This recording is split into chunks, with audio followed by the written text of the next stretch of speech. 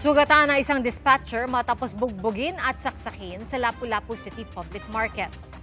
Ang suspect, kapitbahay ng biktima.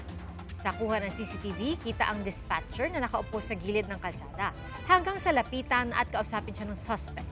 Ilang sandali pa, pinagsusuntok ng suspect ang biktima.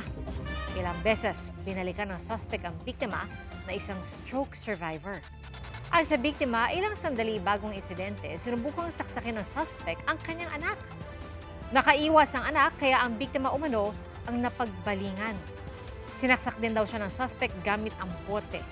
Nangyari po ang insidente noon pang Sabado de Gloria pero ngayon lang inilabas ang CCTV dahil hindi sumipot ang suspect sa paghaharap sana sa barangay.